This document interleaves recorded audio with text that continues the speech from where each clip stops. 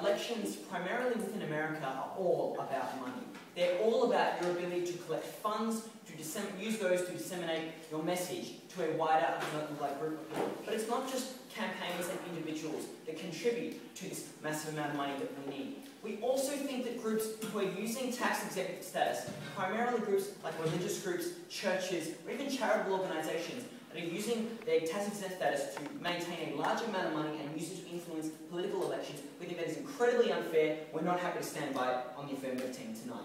So what's our model? And it's fairly straightforward. We think that any institution, be it political, religious, charitable, business, any group that wants to influence or directly fund a campaign election through ads, through donation, or through ads, through like disseminating flyers or anything like that, should be forced to pay tax equivalent to how much money they're earning. We think that's straightforward. What we think this does is forces those groups to choose between what role they want to play, if they want to play a purely religious role and disseminate, say, religion to the people, or whether or not they actually want to get involved in the election campaigns and ensure, and try and influence it in that way. I have 3 points. I want to firstly look at why we grant tax-exempt status and why it no longer applies to these groups. Secondly, I want to look at the role that this money plays, why this tax exemption actually gives this group an unfair advantage, why it should end. Finally, I want to look at how it undermines the aims of non-profits and what non-profit groups, and why we don't think that tax-exempt status in combination with donations is necessarily a fair way to go. So, when do we grant tax-exempt status?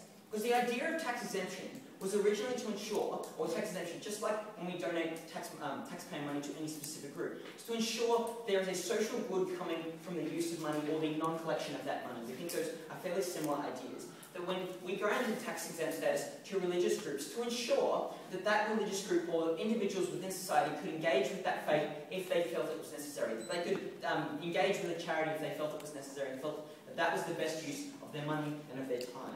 We ensure that those institutions were necessarily able to continue existing because they didn't have the burden of tax, they didn't have the money to necessarily stay up and stay afloat without it.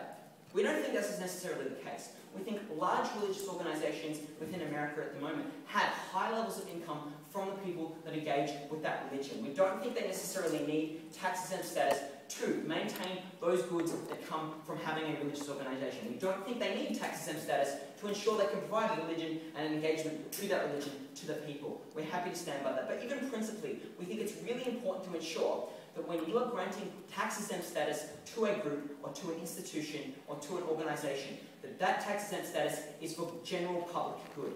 We don't think the ability for you to influence an election, the ability for you to push one particular ideology, and primarily, a lot of the time, it comes with right-wing ideologies, things like anti-abortion, things like getting rid of evolution and teaching that in school. We think that those kind of things, those kind of messages are not what the public necessarily supports on the whole. We don't think that public money or a non-collection of public money should be going to those messages. But secondly, I want to look at this idea of what the money actually does in these elections and what role money actually plays.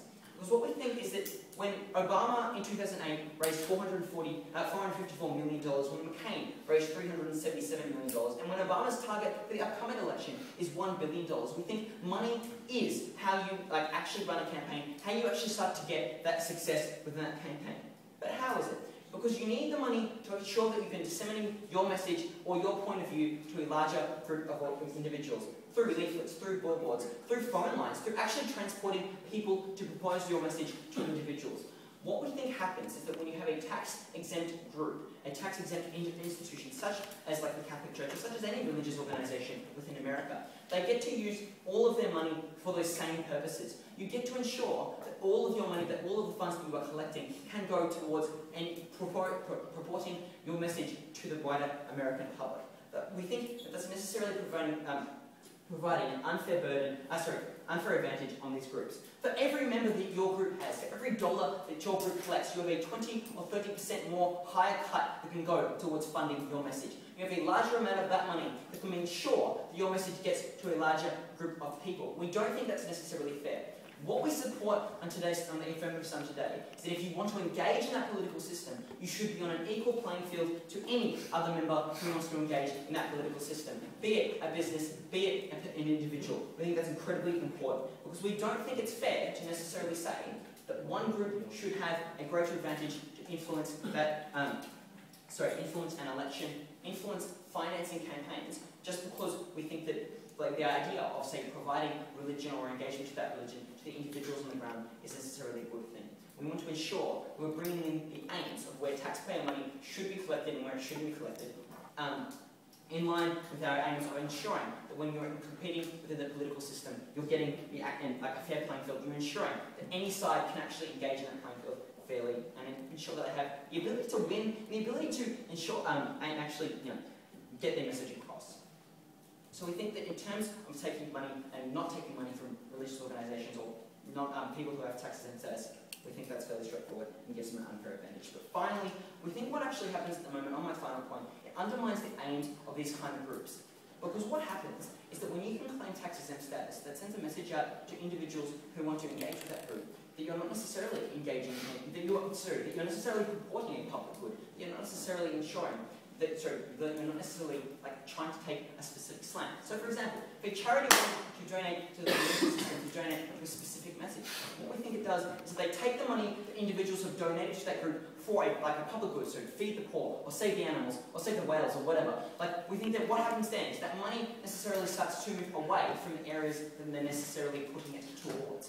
And we think that when people already have a lot of skepticism when they're donating to charities or tax-exempt groups at the moment as to where that money is actually being spent, whether or not it's going to administrative overheads, or whether or not it's going to the salaries of the people occupying that group, we think this just simply fuels that confusion and fuels that discontent. Because when this tax-exempt group can necessarily say, well, we're collecting money for a public good, we're collecting money to ensure that we're achieving our aims of, say, housing people, and they can start pushing that money towards funding one particular side in a debate, one particular side in an election. We don't think that's necessarily a good use or a good line of accountability for that money, where it's going and how it should be spent.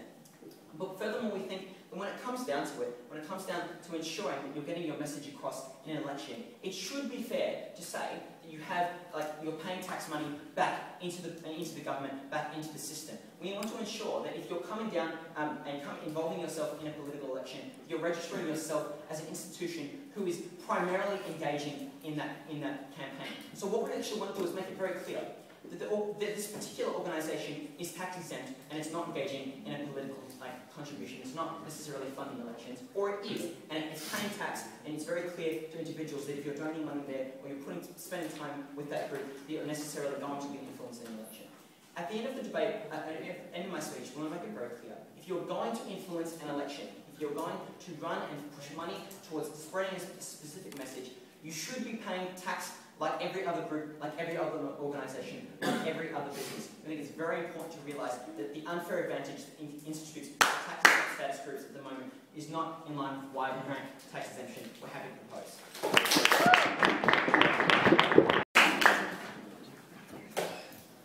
Mr. Speaker, the stance coming from left is simple: removing tax-exempt status from these organisations harms democracy and society, and will deal with 5 values that is benefited from granting this status to these organisations in the first place: freedom of speech, independence, social services, representation, and fairness. And we'll show you how those values are best served by granting tax-exempt status to these organisations.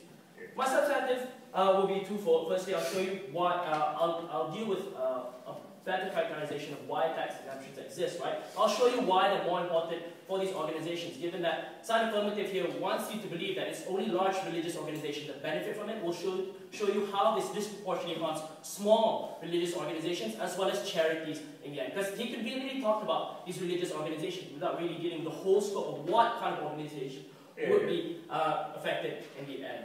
I'll deal with first speech in 3 parts. Firstly, I'll deal with the assumption that reducing the tax or taking away the tax-exempt status would lead to less influence.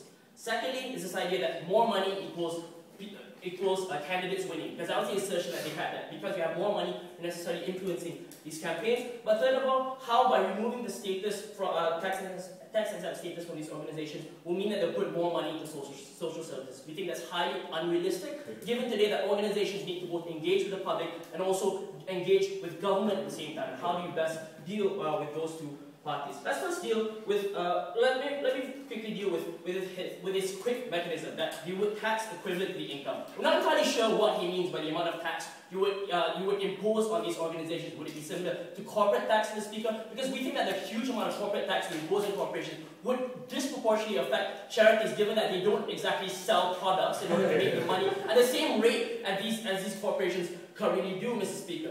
So let's move on to this first rebuttal I have about how reducing tax equals less influence, Mr. Speaker. We think that we should acknowledge that influencing isn't necessarily a bad thing. It's part of how America recognizes that lobbying represents an extension of the freedom of speech. They should be able to convince people to vote for you, Mr. Speaker, or to take your interests into account, and that's why lobbying is a constitutionally protected right. We do, however, mitigate the harms of lobbying under status quo by making sure that we have transparency in terms of donors, Mr. Speaker. We mitigate the influence by making sure that the voters know exactly who is voting or who is funding these candidates in the first place. So we don't think necessarily that what they're going to do is reduce the influence. Or it might reduce the influence, but we think that's necessarily harmful. But second of all is this assertion that more money equals influence or equals winning, Mr. Speaker. We don't think that's quite true. If you look at the example of previous millionaire candidates such as Steve Forbes and Mitt Romney, they haven't exactly been very successful in the American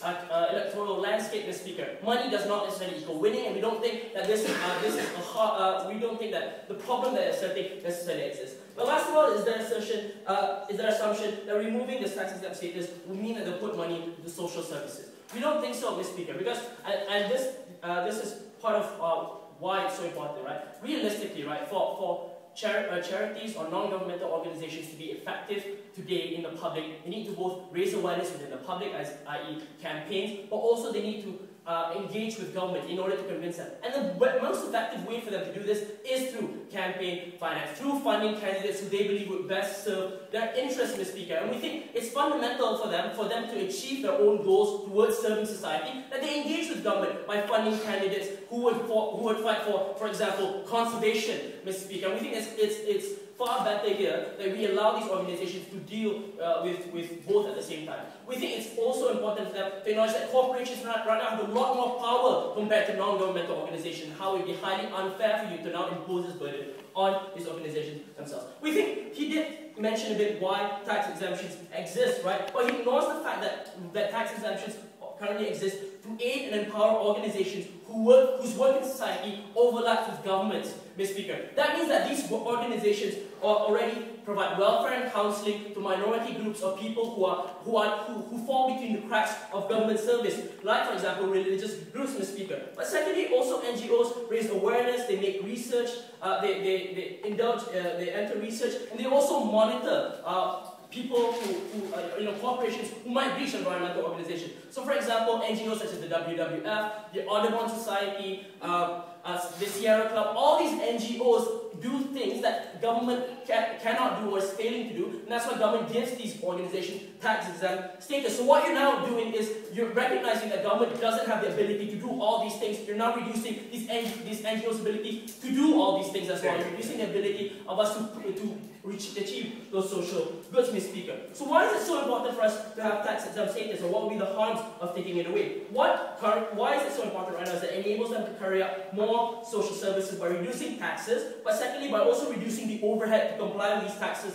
in the first place. If their concern so much is how these organizations spend their money, status quo already requires these organizations to be audited yearly to maintain their status, to prevent embezzling, Mr. Speaker. This includes things such as, releasing your financial records to the IRS, those kind of things. So if that's a concern about how these organizations are using their money, status quo already covers that, Mr. Speaker. But secondly, this is very important, it empowers these groups to speak out. Raising awareness and informing the public is complemented by pressuring government to enact policies that recognize their interests. Which is why you see Audubon Society and Sierra Club funding more and more candidates who fight for conservation in California, Mr. Speaker. What would be the harm of removing these tax exemptions? First of all, recognizing that organizations right now have to deal with two aims at the same time, what they'll be doing is actually reducing the ability of these organizations to serve society, because they'll have to put money into funding campaign candidates anyway, Mr. Speaker. They'll simply take away money, or it's likely that they'll take away money from their social service in order to fund these candidates to better push for their policies, Mr. Speaker. Or what this will do is reduce their ability to affect government to push policies that will be favouring them, Mr. Speaker. We think that's highly problematic. But second of all, what it does is it reduces representation by these minority groups, because a lot of minority groups, like religious groups, Mr. Speaker, or conservationists rely on these NGOs to fight for their interests in government. What this also does is makes these groups more vulnerable to corporate interests, because now they'll have to look for funding elsewhere to be able to serve both society and government at the same time. And what this does is it makes them vulnerable to being co-opted by interests that you're not necessarily aware of, Mr. Speaker. What this does is it reduces the independence of these organizations to remain free of other interests besides just their donors. What have we shown to you from side negative, Mr. Speaker? We've shown to you that the problem doesn't really, that the problem that they're trying to solve won't be solved with the proposal, but we think the problem is currently being dealt by status quo anyway. What we've shown to you from side affirmative is that values such as freedom of speech, such as independence, such as social services and representation will be greatly harmed by removing tax-exempt status from these organizations in the first place. What we've shown to you from side negative is that it's very important for these organizations, that it's very realistic now for us to expect that these organizations both need to provide social services as well as being able to fund candidates who will fight for policies that favour them. For those reasons, we're proud to debate.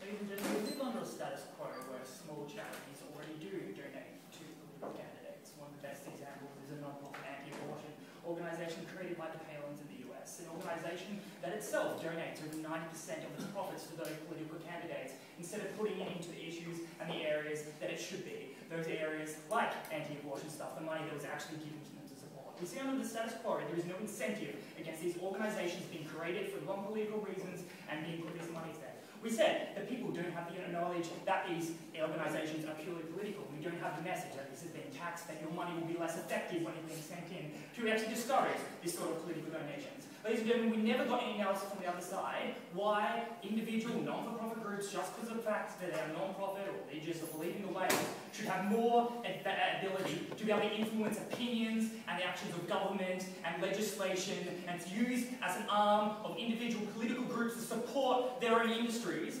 just because they're non-political. We think that under the status quo, it should be the case that all groups are considered equal, that just because you're religious, just because you support Jesus, doesn't mean you should have a greater ability to be able to influence these events. I'm going to talk about how government support for non-profits impedes the process of actually allowing these people to achieve their aims. But before I do that, I've got a couple of pieces of rebuttal.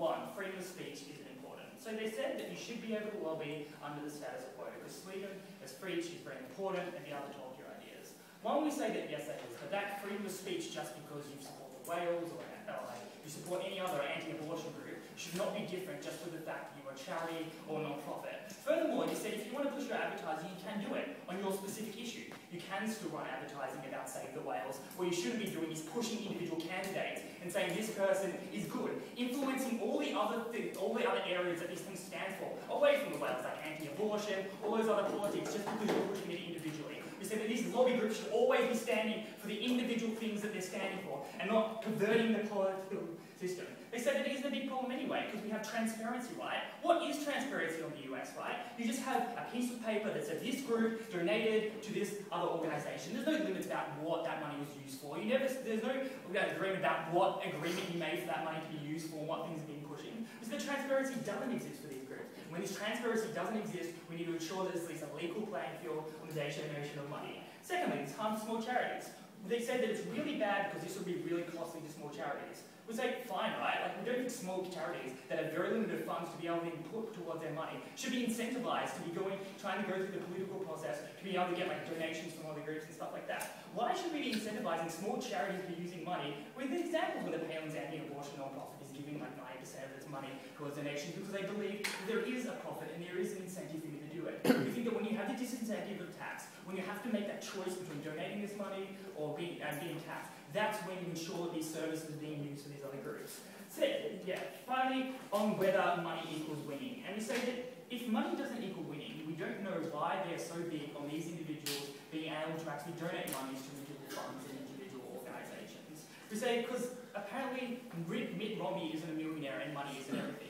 We say Mitt Romney is a millionaire, but the cost of this election is going upwards towards billions of dollars, right? The ability to influence and the ability to have more money individually for your individual vote to influence that person even more because you can donate more because you're not being taxed on it because you have zero overheads is more costly. When you can do advertising, when you can fund attack ads, when you can buy flyers, when you can stand on the pew as a religious organisation and tell your congregation of thousands of people which you've been able to build up because you don't have to pay for land, that's problematic, right? That's when you have advantages over all those other groups. Money is an issue in this land. Money is power. That's why Citizens United ruling said that money is free speech. Necessarily is an issue when you have more money in these groups. So, what am I going to be talking about today in my substantive? I'm going to talk about how government support for non-profits perverts the process of support for individual charities and how it creates an arm race to ensure that more and more money is being taken away from aims and actually spent on things like advertising. So, government support for non-profits. So, under the status quo, non-profits at the moment, if not totally, what we want is a situation where non-profits are basically non-political.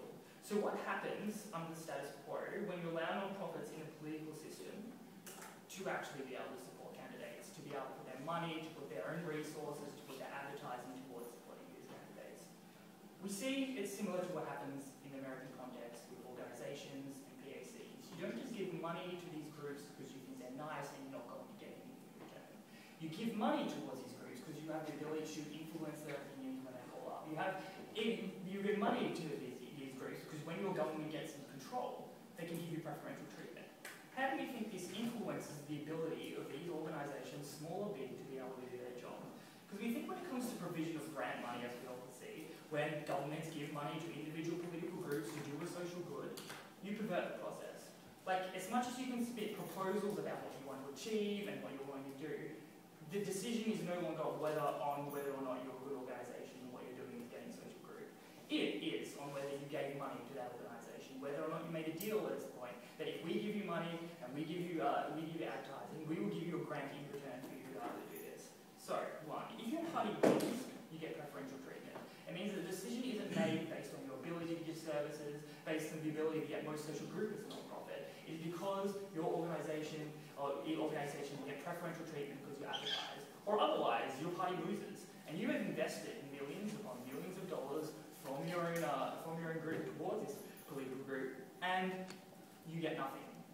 The other people you get looked over because the other group put more towards the political group.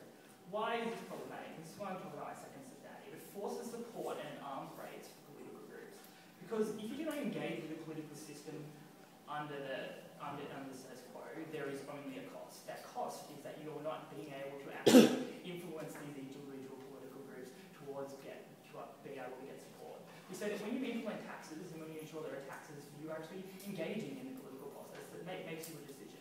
It is whether or not you want to be completely political and go after these groups, or whether or not you're going to spend this money actually giving out social services. We say that it makes any big choice, because when you incentivize people to be able to invest money with no pure repercussions, you get spending money and lobbying increasingly and increasingly more, because you have to outcompete all those individual groups that you're against to be able to get provision of services. You have to spend more than an anti-abortion lobby if you're a pro-abortion lobby to be able to get support from government. So that becomes even more problematic for the provision of services and how you actually get money.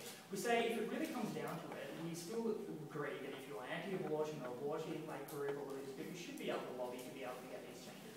You should be able to get the support. But you should lose, one, your tax-exempt status so that you can actually be able to get these government supports and grants and actually be able to more efficiently be able to actually implement these groups. But more importantly, you shouldn't be making that choice between taking the money that you get in income and increasingly put it towards advertising, towards attack ads, before ensuring that person gets in government. Instead, you're putting in the things that you're supposed to be doing as a non-profit, which is investing in people, investing in social groups, setting up programs so you can actually do the things that you're aiming for, and maybe even just putting in general ads that you're going to do for protecting the world. Ladies and gentlemen, we don't think that non-profit groups necessarily should have a greater vote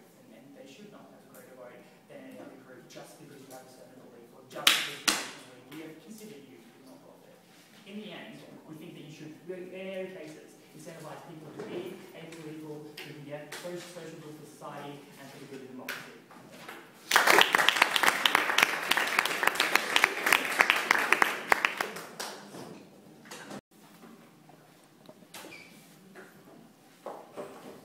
Thank you, Mr. Speaker, ladies and gentlemen. It's really early to be on drugs, and I can't believe why Affirmative is on them at this early. So because they said that what they're going to achieve is achieving an equal playing field, which we think won't occur. We think an equal playing field will be effective under the negative case, and I'll show you why in my speech. I'm going to talk about two things in my substantive.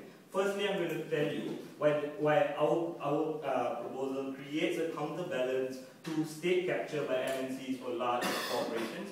But secondly, I'm going to talk to you about how this will send the message that government is deliberately shutting down voices of the people, and especially minorities, ladies and gentlemen, and why this is harmful. But before I move on to those ideas, I would like to deal with the speaker before me, right? He first talked about how, it is okay for them to they're not actually shutting down freedom of speech. Well, they are, ladies and gentlemen. They gave us an analysis on how these organizations can do it through other means such as advertising and things like that. Firstly, we think that they can do it through advertising. It's not mutually exclusive. But why are you taking away their opportunity or right to be involved in government and influence government changes, ladies and gentlemen? We think, advertising and things like that are in the public level. We need some form of, government backing in terms of this, to make all this public advertising to be effective on the people. So if you do one over the other, the one on advertising on the public level won't be as effective as it would be if you have government backing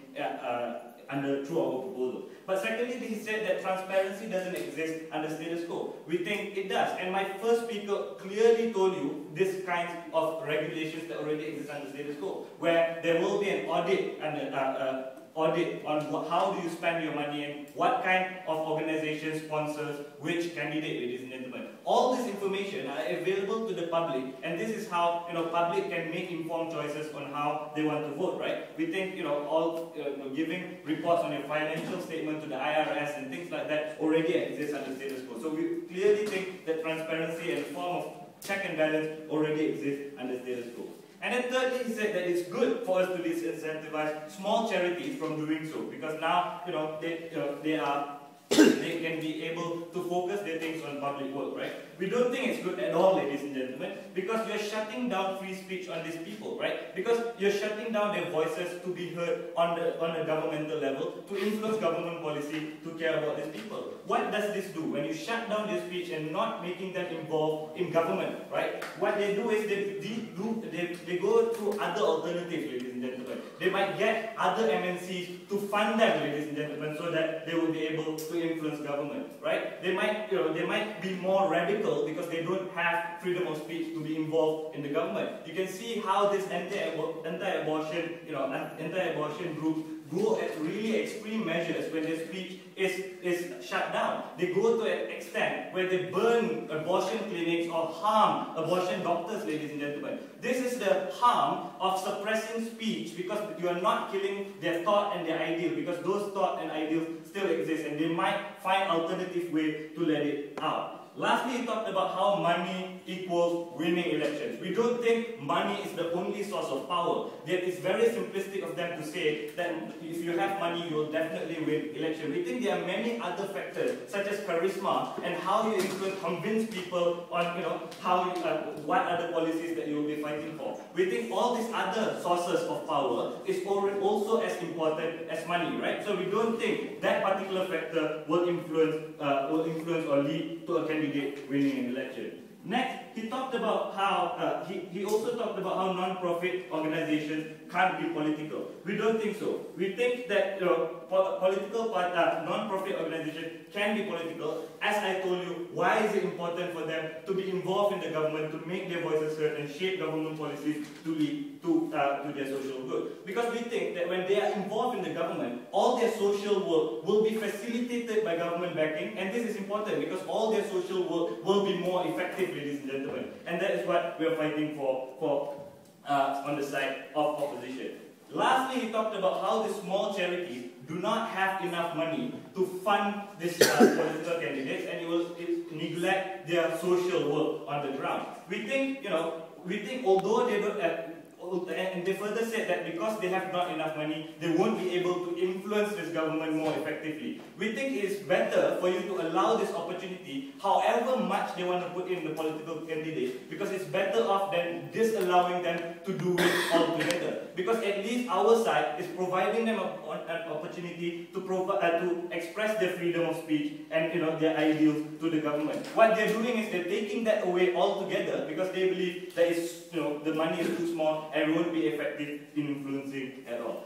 Firstly, I'm going to talk about how side negative creates a counterbalance to state capture by MNC or large corporations, and how our proposal will create a level playing field. In the context of state capture, ladies and gentlemen, and the corporations that lobby in Congress, these corporations that we're talking about are like big tobacco or big pharmaceuticals, which are wealthy and doesn't necessarily represent the interests of the people. They represent their self-interest and their organization's interest, ladies and gentlemen. When we're talking about NGOs or charities or religious organizations, these charity-based organizations or NGOs are not as wealthy as these MNCs, but they actually do represent the interest of the people or society at large, ladies and gentlemen. If tax exemption status is removed, you disincentivize these organizations from engaging or funding political activities because of their nature of financial capacity being not as strong as MNCs and corporations. What this does is that it shuts down the voices of certain segments within society that these NGOs represent, ladies and gentlemen. And we think it will disincentivize them from participating further in the political process.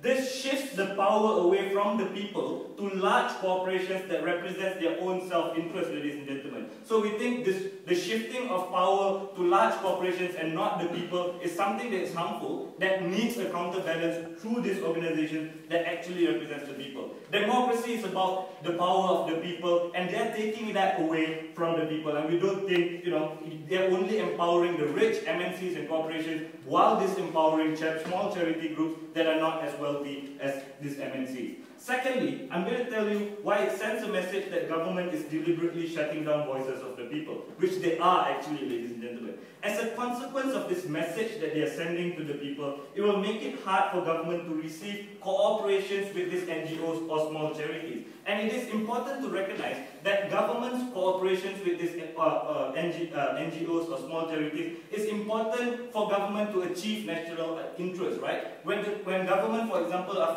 fighting for more environmental regulation, or fighting for more awareness within the public about conserving the environment, for example, ladies and gentlemen, what government needs are these organizations to be on the ground, creating awareness within their people. When you send a message that is okay, or the government is deliberately shutting them down, corporations will not want to cooperate with this government because they feel isolated and marginalized. This will lead to them going to other alternatives or more extreme measures, ladies and gentlemen, to make their voices heard. For all those reasons and more, we are very proud to negate.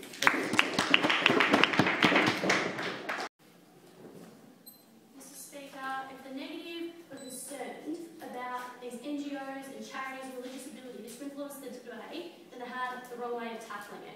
What happens when money that Greenpeace gave to a candidate is not used to advertise about saving whales, but is used to hire more volunteers or to bus those volunteers around the country? I think there is a serious risk about this money being misdirected. You can't control where your money goes once you've given up ownership of that, and we think that they're not going to achieve the aims they wanted to under the model they presented from the other side of the house. So, 3 questions at the end of this debate. Firstly, what harm is going to come to these groups if tax-exempt status is removed?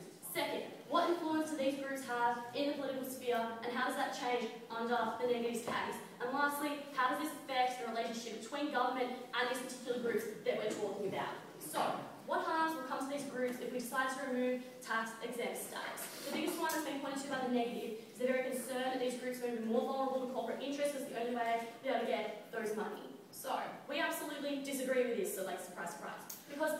Why is that? Because within these corporations probably have other methods to which they're going to fund elections. They're probably not that interested. Like, Big Tobacco is not about to go, hey, Greenpeace have $1 million.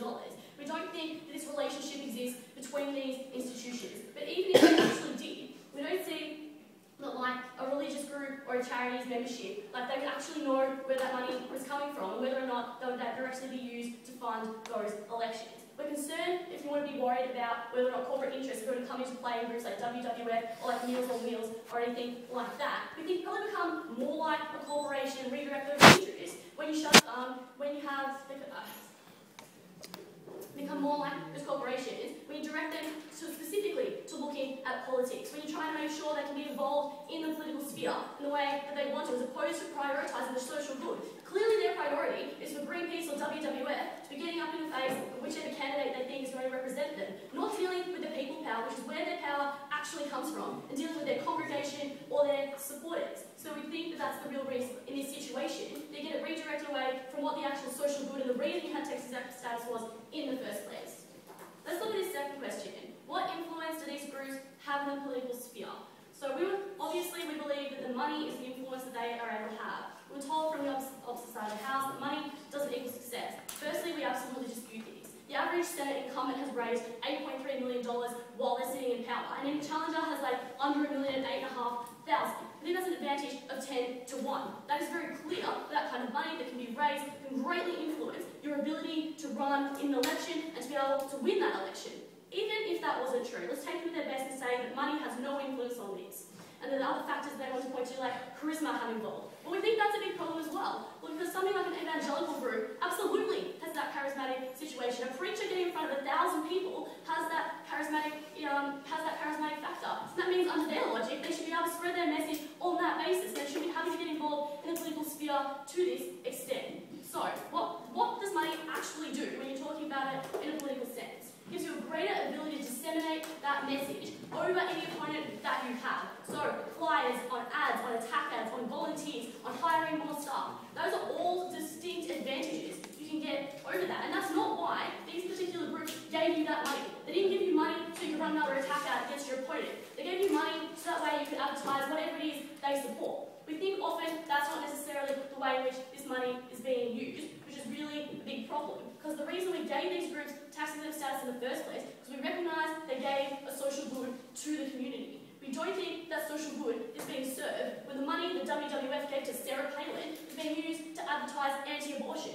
We think the money can easily be misdirected because the transparency they wanted to talk about, yes, it does extend to an audit, but it doesn't extend to what happens to that money once you've handed it over and how it's used. It only extends to the point of being an audit. And even if, like, people who are audited in the IRS knows where that money went to, we think your donors probably have got no idea where that money actually went. Why is that? Because donors don't have records to IRS records, surprise, surprise, right? Like, they also probably don't know how to access anywhere where these files or issues would be kept. So that means those people don't have any idea what their money is being used for. I think that's a really big risk when you're relying on these individuals to continue to give you money in order to raise those particular finances. So, last question. How does this affect the relationship between the government and these kinds of groups, the charitable groups, the general organisations that provide the social good? They were concerned on the negative that would shut down free speech of these groups and there'd be a negative relationship to have between the government and between these groups. We don't think this is shutting down a free speech. Why is that? Because they can still direct money if they really want to. They would just have a lesser pool to do it. We don't think that's where they should be doing it, but should they want to, they do really want to deprioritise their original aims. I suppose they can do that, but that's not the point of those groups. But even more so, say they actually do take the high moral ground and they continue to focus on whatever their cause is, be it the whales, be it the trees, be it like feeding the homeless. We think it means we're not funding money directly into a particular candidate, be it Mitt Romney, be it Sarah Palin, be it the local mayor. That means you can actually focus more on your own cause. That means you can actually focus on giving more meals to those homeless people in the district that you're trying to address. It means you can actually directly advertise on saving the Amazon if that is your cause. It means your money is not misdirected. It means you have control over your own funds. Be it less of those funds, they're actually being used. The marginal cost of $1 is much more valuable. We can actually make sure it's being used for what you intended it to be used for, as opposed to someone else's aims. Especially when those aims may not directly line up with yours, but used for other things that you didn't necessarily intend for them to be used for. If that candidate supports alternate things your group might not otherwise support if you were given that option. We think that's a really big concern.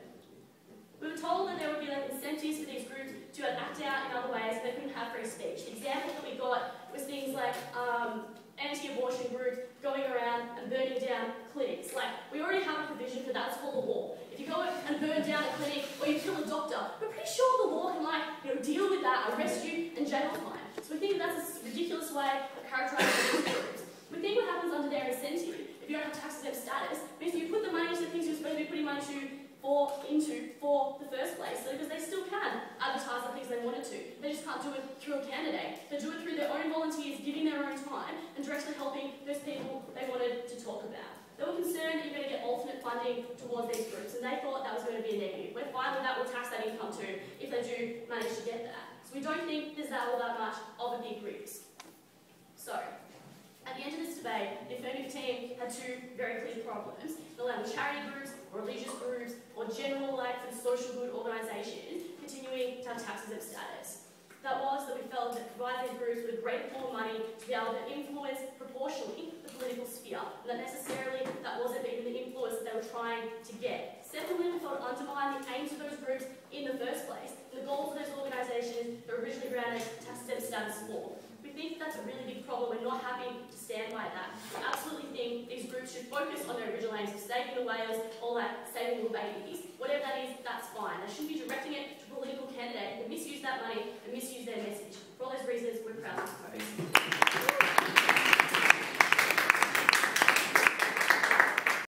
Mr. Speaker, side Affirmative's proposal is against every ideal of the founding fathers of America, where the power of governance will always override the power of the people.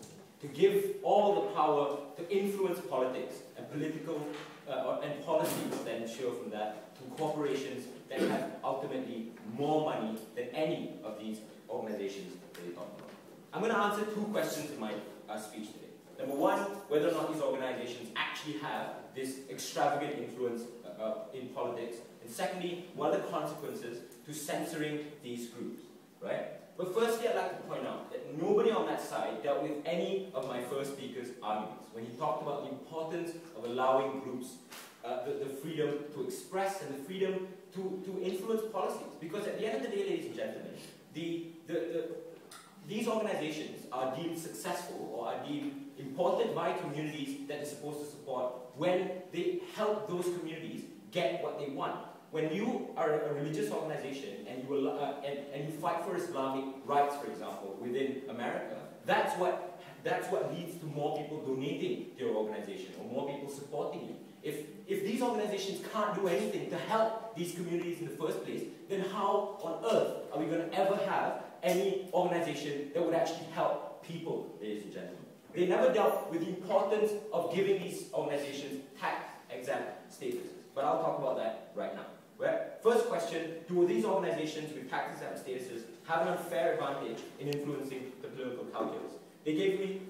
Side Affirmative gave us 3 reasons for this. Firstly, tax-exempt groups have astronomical levels of profit, therefore having a premium standing, causing other organizations to stand subservient to them. Second, they told you that these groups have political leverage and then suddenly swing America into a right-wing country where we'll have anti-abortion laws and nationalistic policies over the national electorate and state government. And then thirdly, they told you that instead of trying to influence politics, why don't we just put ads in the newspaper? We have a few responses to this. Number one, we assert that we refuse to accept their assertion, right from my first speaker, that these organizations actually have that much power over government, because they don't possess extravagant rates of profit. These groups usually rely on donations from individuals and communities which they represent, which can never match profit-based MNCs. That's why all oil corporations will always be stronger and richer than conservationist NGOs. That's why pharmaceutical corporations will always be stronger than health groups that propagate communal health policies instead. Because you don't make profit out of saving a tree, ladies and gentlemen, or you don't make profit from helping a man who's just lost his wife accept the Savior, Jesus Christ. Secondly, Mr. Speaker, the difference, and this is the reason why we gave them tax-exempt statuses in the first place. Government recognizes that tax-exempt groups not only engage with government, but transgresses into committing social good. That's why we don't give oil corporations tax-exempt status. Because the government recognizes that it's deeply important that organizations that help government or assist government to help minorities or religious minorities, ladies and gentlemen, should be given some sort of reward for doing this. And we think that their proposal asks these organizations to make a decision based on an ultimatum. Number one, help people, or number two, help politics, because you can't do both. Then we ask them questions, right? How does this make democracy any better? How is it that when you censor minority groups, like the American Center for Islamic Development, right? How do you force how do these minorities ever get represented within government? If you ask, if their idea was to, well, just put ads in the paper and then hope these people will vote for a candidate that actually, wants to fight for Islamic rights. If there aren't any candidates that are aware of Islamic rights, ladies and gentlemen, these are groups that go to candidates and tell them, look, these are the problems that we have, these are the problems that we'd like you to help us solve, right?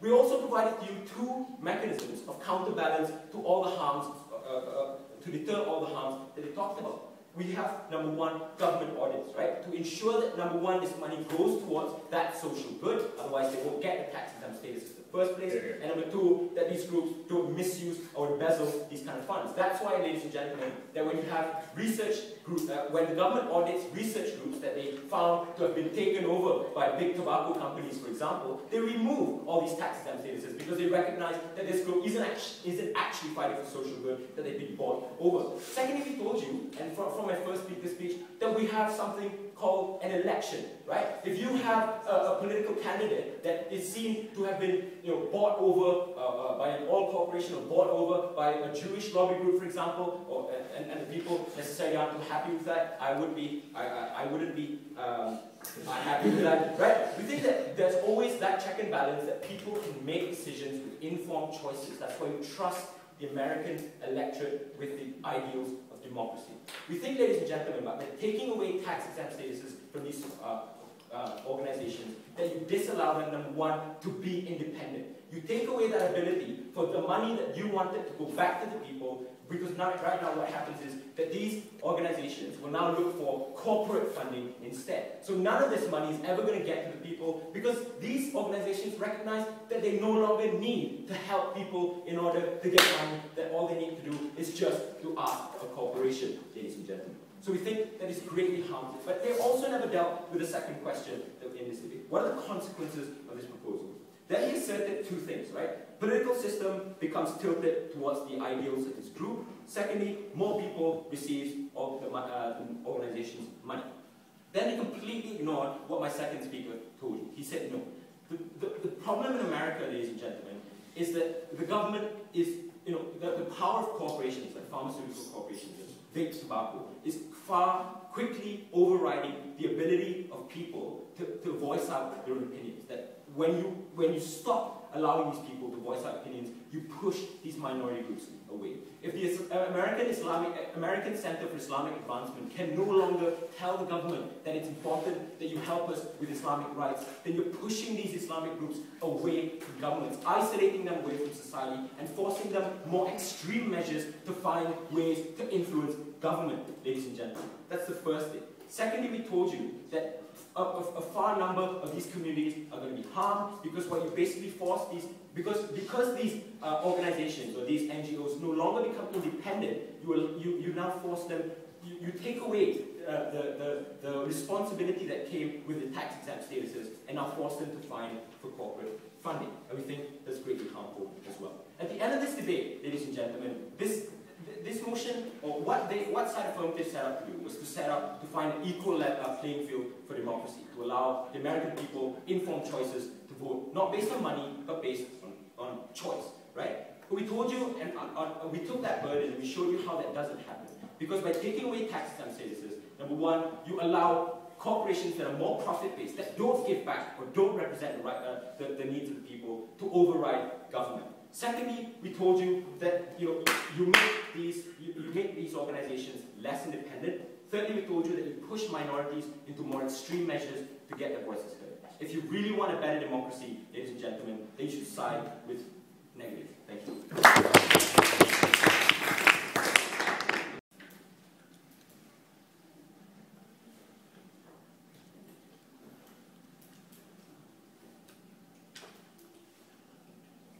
the point of this debate was never what the negative going to be about. It was never that whether or not you allow these groups to influence elections or not.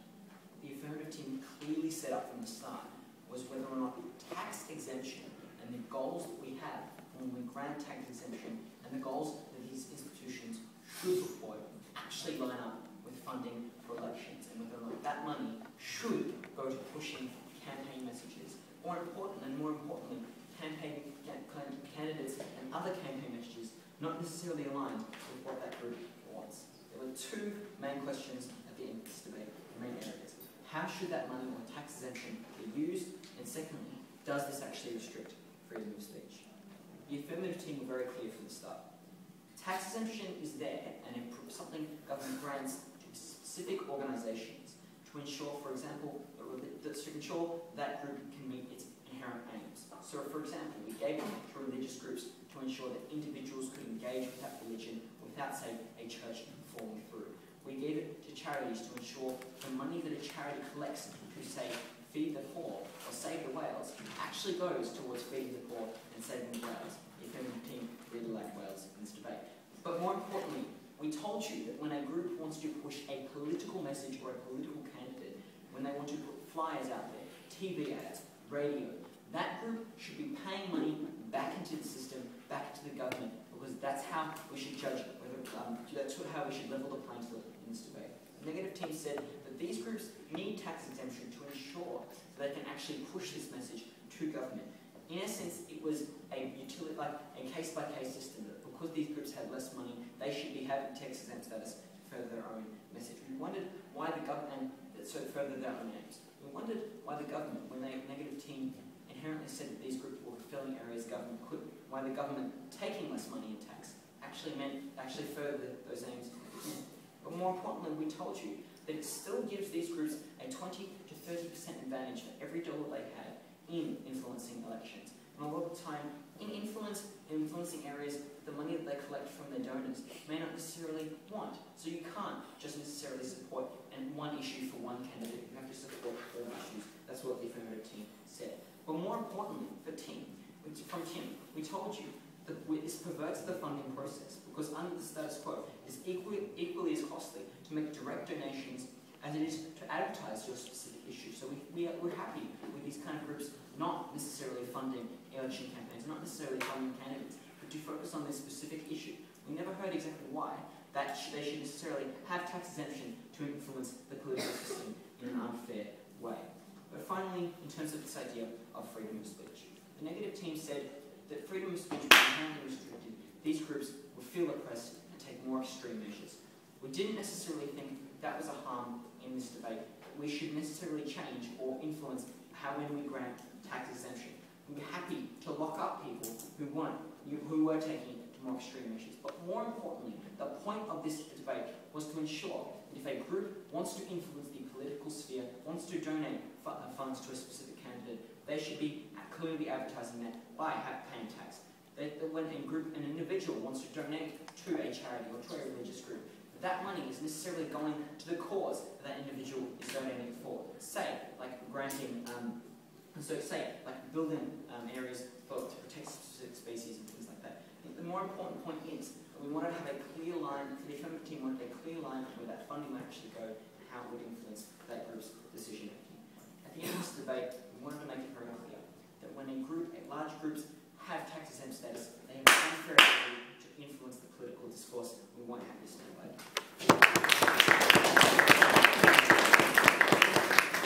That concludes the standing portion of the debate. Now I welcome back to Rick for the negative reply.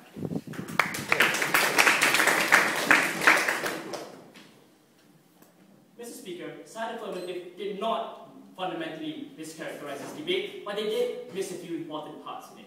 Namely, what role do these organizations have? They do not deal with the stance coming from negative, in that it harms democracy and it harms society by removing tax-exempt status from these organizations. Right? Let's look at the case that came from side Affirmative. They would tax these organizations. They never said how much, and we questioned them from the very beginning. How much would they tax these organizations? We said that they probably tax them as much as corporations. That was an essential part that side Affirmative missed out, because when we brought up this idea of leveling the playing field, Mr. Speaker, and showing you how in America corporations have a huge influence over elections, something that they also seem to accept, how this levels the playing field in favor of these NGOs in balancing it out and competing for lobby groups, right? Yes. That was a major part that they messed up. But we think what's fundamentally more important is the values that side negative stood for. We showed you 4 inherent harms of the affirmative speech. Firstly, that it limits free speech, Mr. Speaker. Look, side affirmative seems to think that influence is a bad thing, Mr. Speaker. We said no from side negative. We never said it's a bad thing. But even if there were harms, Mr. Speaker, we showed you that there are mechanisms in status quo to mitigate those harms, namely transparency and audit, Mr. Speaker, to prevent these NGOs from misusing the money in the first place, Mr. Speaker. And we think they basically failed to show us why influence in elections is such a bad thing in the first place. Or even if, under their proposal, corporations now have more power, why that's better for democracy. Second of all, we showed you that it reduces the effectiveness of these NGOs in providing social services, but also their independence of funding, which is something that's crucial to these organizations to continue to serve the groups that they represent, Mrs. Speaker.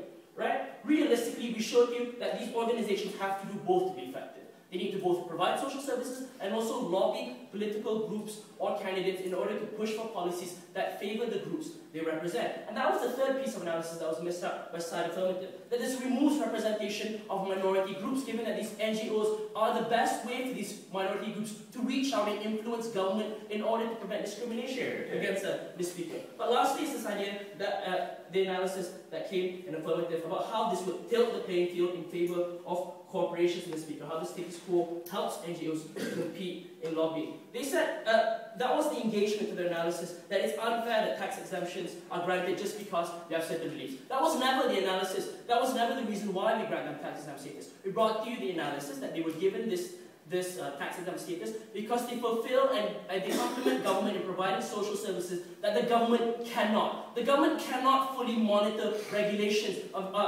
cannot fully monitor compliance of environmental regulations. The Audubon Society, the Sierra Club, all these other conservation groups help government do that. They also raise awareness that the government needs in order to push these policies and make them far more effective, Mr. Speaker, and that's the role that these NGOs face. We also showed you how these groups provide welfare and counseling for people that the government cannot reach out to, Mr. Speaker. So simply on the assumption that influence is a bad thing, we didn't say it was, but we said that even if it was harmful, we would have ways of dealing with it. Simply on that, they're willing to have all these harms done, not only towards free speech, but also towards people. We showed you that NGOs are far more representative of people's interests, including minorities, any more than corporations or anything that they fight for within side affirmative. For those reasons, Mr. Speaker, side negative is proud to take this debate.